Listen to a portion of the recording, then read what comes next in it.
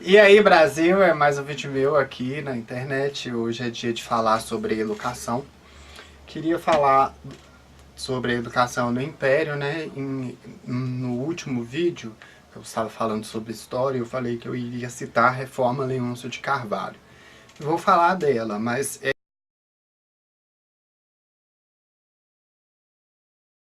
a Reforma Leôncio de Carvalho vai procurar um pouco aprofundar tudo aquilo que o Couto Ferraz fez. O Couto Ferraz procurou criar um ambiente melhor para que as escolas particulares, as escolas privadas, pudessem atender ali o Estado e ter ali a sua liberdade. Havia uma certa dificuldade até aquele momento, porque havia disputas de problemas econômicos. No campo da educação havia disputas ideológicas, vamos dizer assim, de questões de poder.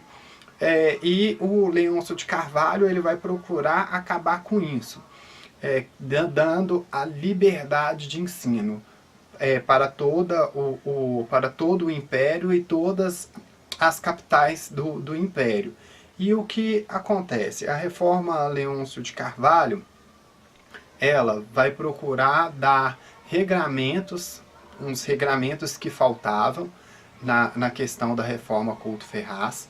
Ela vai manter ali a questão das regras de estatutos, de escolas que seriam abertas, como que elas seriam abertas, quais eram o currículo que deveria ser dado naquela escola, dar uma maior liberdade de ensino, não somente para que as instituições privadas cheguem ao país, mas vai acabar que, por exemplo, com a exigência da presença, vai acabar também com certas exigências, vamos dizer ali, de provas de exames que eram feitas ali no período imperial. E o Leôncio de Carvalho, ele vai também, além dele dar esses regramentos, ele vai procurar, né, o que o Couto Ferraz e o Leôncio de Carvalho procuraram fazer, é dar uma maior organização para o sistema da educação. Naquela época, o Couto Ferraz antes e o Leôncio de Carvalho depois. O projeto do Leôncio de Carvalho vai ser a base do parecer do Rui Barbosa dentro da reforma do ensino. E ele vai, vamos dizer, que seria ali um projeto, né? E quem que vai relatar esse projeto, quem que vai dar o parecer desse projeto do Leôncio de Carvalho é o próprio Rui Barbosa. Eu não vou entrar na questão do Rui Barbosa porque o Rui Barbosa ele tem um problema, assim, é a prolixidade das suas obras. As obras dele são muito grandes, muito extensas, e até eu ler tudo que ele escreveu acerca dos projetos da educação, nossa, eu vou demorar demais. Então, assim, eu prefiro preservar esse tempo para estudar o Fernando de Azevedo. O Leôncio de Carvalho, quando ele faz essa reforma, dando uma maior liberdade de ensino no país e abrindo para as universidades privadas, ele, além de procurar ajudar a educação, porque o Estado não tinha essa condição, ele cria ainda esse gap, que seria o quê? Já a educação brasileira, naquele período, ela já tem um caráter excludente. E na questão da República vai estourar ainda mais a ineficiência da educação, o número dos analfabetismos.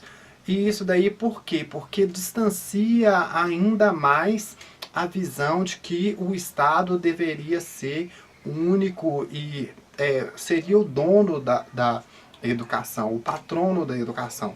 Quando cria aí esse gap aí, quando se abre para o que vai acontecer ainda mais é uma depreciação do serviço público da educação naquela época. E o que vai resvalar na República Velha, antes mesmo do Estado Novo, e vai causar aí todas essas deficiências da educação.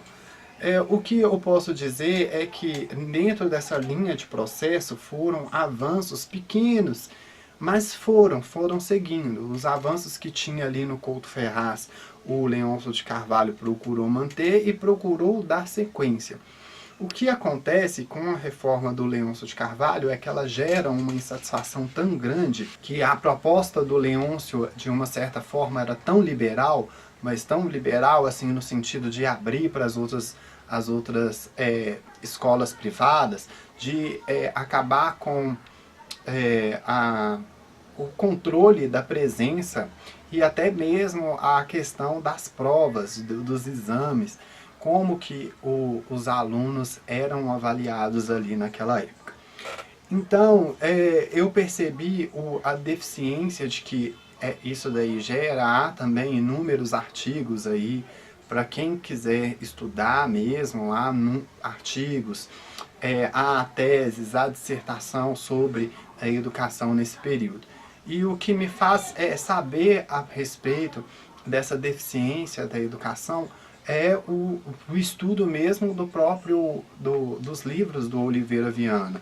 Eu já terminei a População Meridionais do Brasil e ele não fala, ele fala mais a questão desse caráter extra-Brasil da educação brasileira, e o que ele vai falar no Pequenos Estudos de Psicologia Social é a respeito do analfabetismo daquela época, que era muito grande. Ou seja, na época de 1921, que é onde que ele escreve esse último livro, ele fala isso. Já no Populações Meridionais do Brasil, que seria no ano de 1918, ele critica ali o caráter extranacional da cultura e do aprendizado do brasileiro, que pelo fato de ele ter sido, da educação ter sido dada pelos jesuítas, e ele sai daqui para estudar em Coimbra ou na França, ele não absorve as questões da estrutura nacional do Brasil.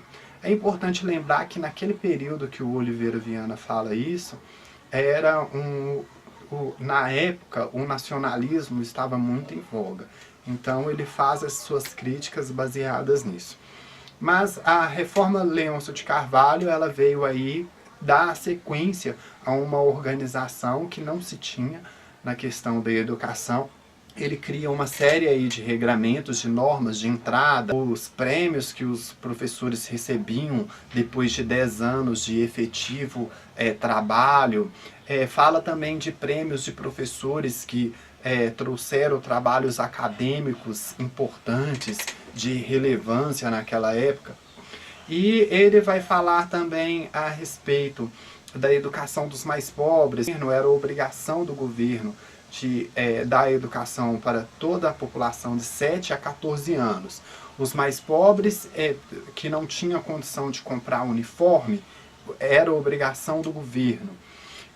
Um problema que acaba acontecendo na reforma Couto Ferraz é a introdução da educação física. O Leôncio de Carvalho, ele vai meio que defender as crianças mais pobres, porque se elas não tinham condição de comprar um uniforme, quem dirá a roupa da educação física? E o Leôncio de Carvalho procurou isso. Procurou também atender os homens de cor, né, que eram livres, que eram alforriados, esses daí poderiam estudar. Um ano após dessa reforma vai vir aí uma outra lei que vai garantir o ensino noturno. E as crianças que não tinham aprendido dentro do sistema normal do ensino, que era estudar de 7 aos 14 anos, o que não concluíam com essa idade, iam para um ensino noturno. Em todas as outras leis da educação, vale lembrar de que não havia limitação dentro da reforma do Leôncio de Carvalho para os negros, muito pelo contrário. Ele tinha uma tendência muito liberal, que havia uma discussão naquela época de se transformar o sistema escravista para um outro sistema de trabalho. Então ele entendia que até ali era preciso colocar também que os negros, os homens libertos, os homens de cor que não tinham uma doença contagiosa, pudessem também entrar dentro do sistema educacional.